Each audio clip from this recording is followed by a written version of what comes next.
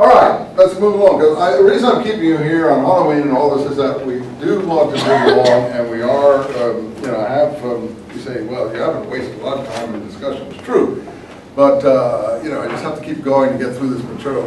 And I think it's worth reading it together, because if you read it alone, it's different than to read it together to get the juice out of it. Look at this Protocol for the Elders of Zion. It's famous work. It's on page 85 here. It's still being published all over the Middle East. There's even copies of it being brought out in Japan.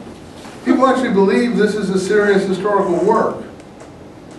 It was proved in the 1920s or 30s to be a rewrite of an and you won't understand this probably, most of you, Napoleon III text that was written in France. It had nothing to do with Jews at all. It was an attack on Napoleon III, who was the emperor of France for a while in the 1850s or 60s. Then the Tsar's secret police got a hold of it and transformed it into this. We have a few excerpts here, but the way they talk about, you know, other people is just horrendous. What I'm about to set forth, page 85, is our system from the 2 points of view, that of ourselves and that of the goyim. And I don't like when Jews do sometimes use that language of the goyim, which is a Hebrew term for the nations, but it sounds awful in English conversation. And therefore the best results in governing them are attained by violence and terrorization, not by academic discussions. This was actually probably an anti-socialist text too. You know, terrorist text when Jews were considered in the front line of socialist organizations. This, while you were outside, this young lady was asking me, how come if Jews disagree with each other so much do you have this system in Israel that is so centralized and so on?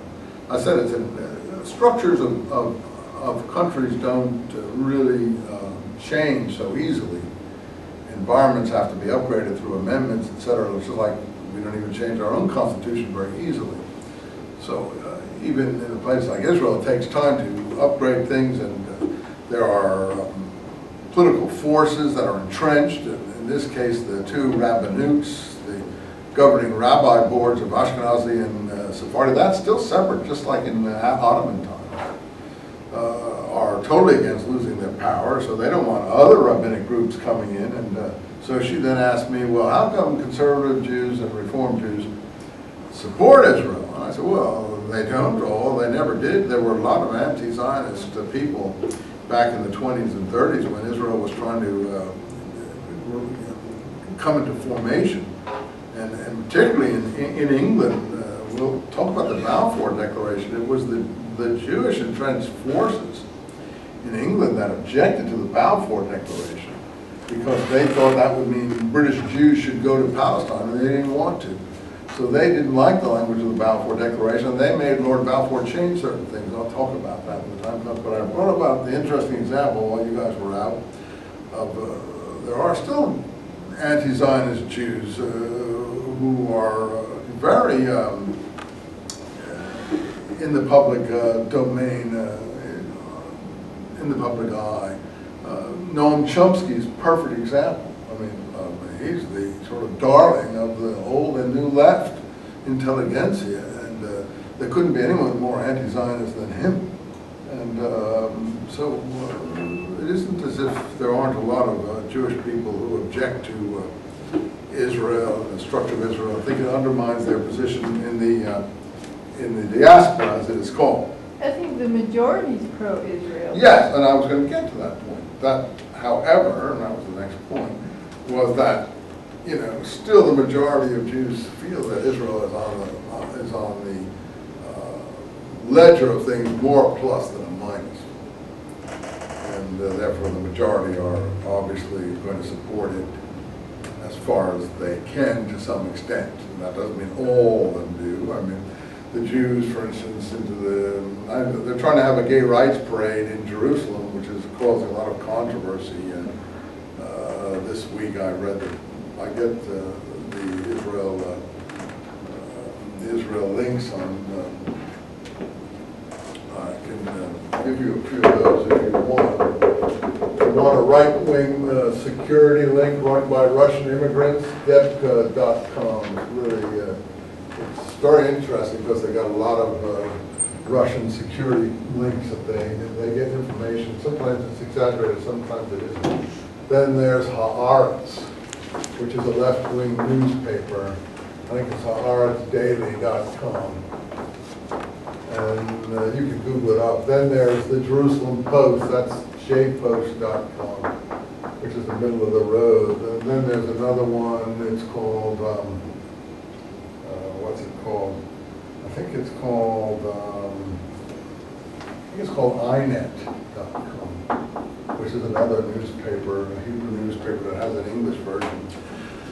But those four, I mean, I look at those sites every single day just to follow what's going on in that country. Not that but there's a wide, I'll tell you, there's a huge divergence of opinion on every column that exists in those papers. Mm-hmm. Huge divergence of, yes, this is Yediot HaAchronot, which is the newspaper. Yediot means, Achronot means final, Yediot means news. So final news, so they call it, I think they call it iNet or Ynet. I'm not sure if it's iNet or Ynet, maybe Ynet. I think it's probably Ynet.com. I've got it zeroed in among my favorites, so I don't really have to, look at what's being put up there. But if you pick up any of those 3 or 4, you'll find a huge cross-section of opinion and the talkback from Jews all over the world and non-Jews all over the world, evangelicals, even Arabs. There's Muslims from Palestine who are always cursing everything in the paper. I mean, and they print it all. And the talkback is really, really interesting on some of the, I mean, I just laugh my head off at some of the talkback. It's so weird. I mean, I don't know how much talkback you get in the American papers when you Google them up, but the talkback in the Israeli papers from all over the world, from Australia, from Holland, from Scandinavia, from England, from the US, from South America, from Lebanon, Palestine, Gaza Strip.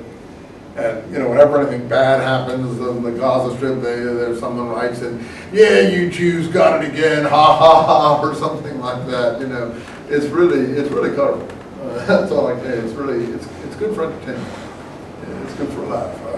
We'll take it seriously.